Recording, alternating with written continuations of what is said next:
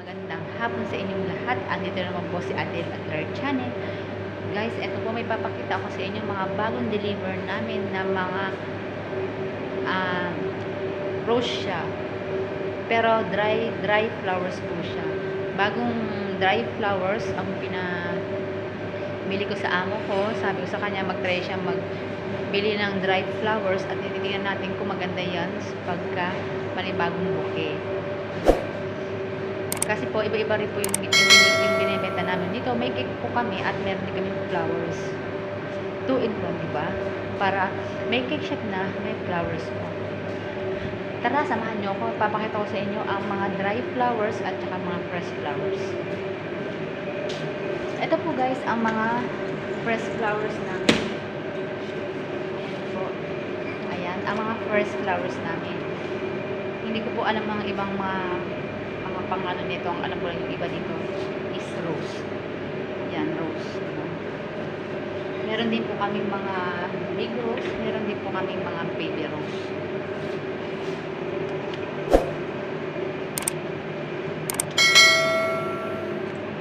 Ito po, mahal siya. Mahal tong rose na to. Hindi ko alam ang pangalan niya. Tapos ito naman din po ang maganda flowers, parang orchids, no? Malaking orchids. Ayan.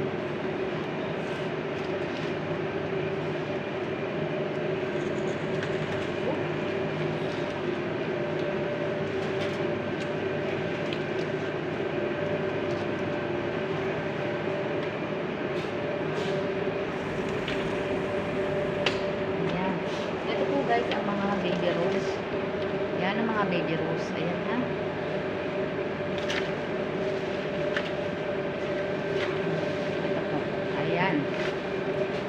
Meron din tayong mga sunflowers. Ito po ang sunflowers.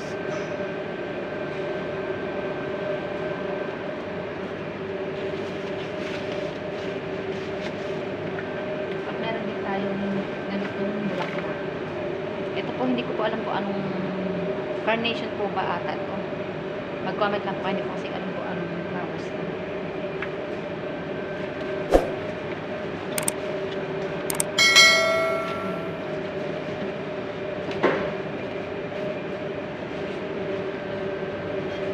Siyempre, ito alam niyo naman to, di ba? Ito ang rose red flowers, di ba?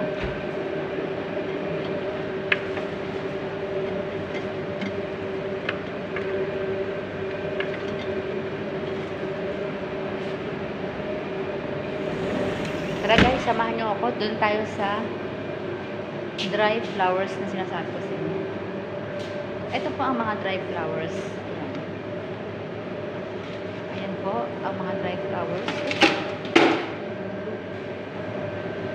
Ay, namulog ang dry flowers.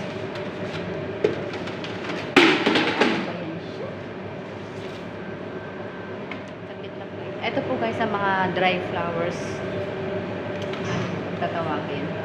Sabi ko po sa aming flower man, mag-try siya ng isang bouquet kung maganda tignan ang dry flowers mix sa fresh flowers. Iba-ibang kulay po siya. May blue, may light green, may orange, may yellow, may white, may fuchsia pink, orange, and white with pink. Ayan po guys ang ating mga flowers na makikita nyo sa aming shop na mga bago na aming itatry sa fresh with dry flowers. Tara, samahan ko kayo kung anong ginawa ng flower man namin sa pinapagawa sa kanila.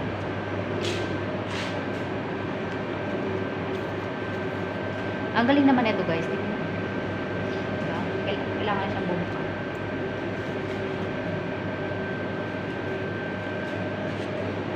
Ito na po guys yung sinasabi ko sa kanya na itry niya sa bouquet. Fresh flower with this dry flowers. Ayan. Maganda naman po siya kung titignan. Ayan. Nakikita niyo po. Ayan. Combination naman po ang pagkakaano. Kasi sa mga maliliit na flowers, parang hindi po siya bagay. mas maganda siya sa mga ganitong malalaki. At least kita mo kung talagang fit yung pagkakagawa niya kaysa doon sa pinakamaliit. Kasi dito sa maliit, na ginagawa namin ng may cake with flowers, then lagi yung sinasabi ng customer, taban daw, o kumaga sira na, patay na. Hindi siya patay kasi sabi namin dry flowers yan. Ayan, ito po, nag-try rin siya na pangalawa, dry flowers din. Ayan, kumbaga konting combination niya ng dry flowers.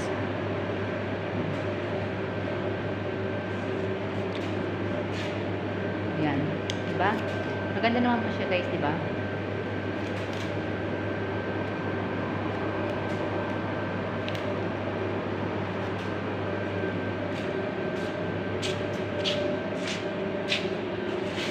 Okay guys, hanggang dito na lang po ang ating video. Maraming salamat.